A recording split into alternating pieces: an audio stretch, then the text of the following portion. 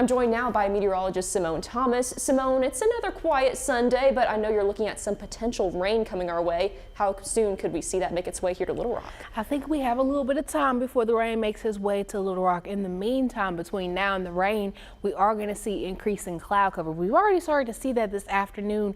This morning, we woke up to pretty sunny skies, and through the afternoon, we've had some passing clouds. But as you see, that cloud cover is building from southeast to northwest in the state, kind of following that southeasterly wind flow. Temperatures were able to get a little warmer today than what we saw yesterday, middle to upper 80s, or we're seeing across the state. 85 in the capital city and in Hot Springs and in Arkadelphia, 84 in Conway, still holding on to 89 degrees in Pine Bluff. Now through the overnight hours, we're going to see that cloud cover increase even more. I think we'll get through the morning rush hour without any significant rainfall, but definitely afternoon into that evening rush hour, we're going to see more of that scattered rain coverage.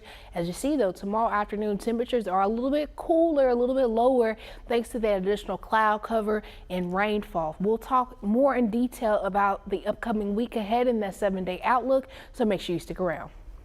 All right, thanks, Simone. Nearly 120 Arkansas National Guardsmen are heading out today for a year-long mission at the nation's southern border. The deployment includes 4 helicopters and support crews, part of a routine rotation to assist customs and border protection. THV 11's Maya Ellison was there as soldiers and families gathered for the send-off.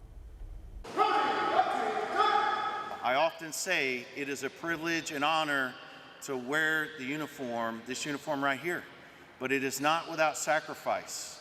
At Camp Robinson, sacrifice and service took center stage as more than 120 Arkansas National Guard soldiers prepared for deployment. We are departing today. We're going down to Fort Hood for some training, and then from there we'll be moving to the southern border for support of CBP. It's a long deployment. It's 13 months. For the ramparts we watched were so gallantly streaming.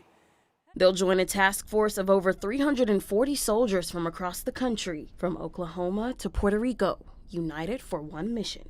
So we'll be flying, supporting the ground units, of the active duty component, and also flying for the Border Patrol agents on the ground and assisting them from the air. For some soldiers, the mission is personal.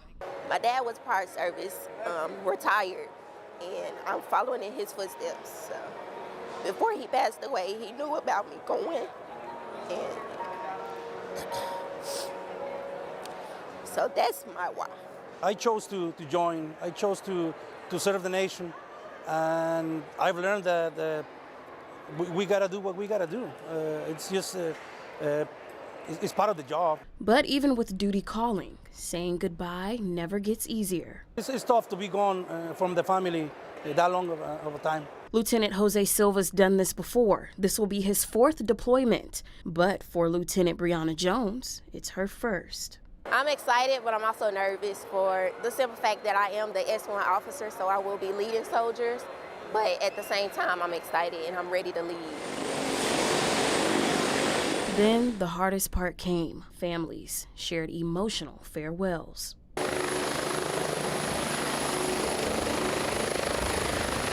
But this goodbye is just a see you later. The nation has given us a mission, and the unit is going to respond to it, and we're going to be professionals about it and do our duty at the best of our ability. In North Little Rock, Maya Ellison, THV 11 News. Thank you, Maya. They're expected to return from their deployment in November of next year. Meanwhile, President Trump spoke for the first time since a judge temporarily blocked National Guard troops from being deployed to Portland. The judge ruled that the administration illegally seized control of the Oregon Guard and noted that the, quote, small and uneventful level of protest activity could be handled by local law enforcement. Trump, however, is still backing his decision. Look, the politicians are afraid for their lives. That's the only reason that they say, like, there's nothing happening. And you've seen it. The place is burning down, and they pretend like there's nothing happening. The judge's decision is temporary and will expire in 2 weeks, but the state's attorney general plans to ask for it to be extended. As the government shutdown enters a second week, the president says any firings of government employees will be because of Democrats. CBS's Chanel Call has more as a new CBS poll shows Americans are frustrated with the shutdown and worry about its impact on the economy. As the government shutdown enters its second week, President Trump remains adamant that Democrats are responsible for the shutdown and for the potential layoffs of government employees. The White House says firings will happen if the government is not reopened soon. We're ready to go back. You know, we have a record-setting economy. We have a record-setting country. Prices are way down. We're doing better than the country's ever done. And the Democrats hate seeing that. It's up to them. Anybody laid off, that's because of the Democrats. A new CBS News poll finds many Americans are frustrated with the shutdown, disapproving of the White House, Republicans in Congress, and Democrats in Congress nearly equally. The poll also finds that those surveyed are worried about the impact the shutdown could have on the economy, with 49% saying they're very concerned and 31% saying they are somewhat concerned. On Sunday's Face the Nation, congressional leaders from both sides of the aisle blame the opposing party for the shutdown, with Democratic leaders saying they're fighting for Americans' health care and Republicans saying the Democrats are being unreasonable. We have a health care crisis in America caused by the Republicans. They've barreled us towards a shutdown because they don't want to deal with that crisis. There's probably 400 different ideas on how to fix that, but we need a little time to do it. We're not saying that we won't negotiate it. We're saying turn the lights back on in Congress. The next congressional vote on the shutdown is expected to take place on Monday. Chanel Call, CBS News. Let's take a deeper look at some of those poll results. When asked who is to blame for the shutdown, it's pretty split. 39% say Republicans and the president are to blame, while just under a third blame congressional Democrats. A similar percentage says both are equally at fault. When it comes to the administration's handling of immigration, the economy, and inflation, a majority aren't happy. But despite those results, the president's overall approval rating has stayed around the same percentage since at least July.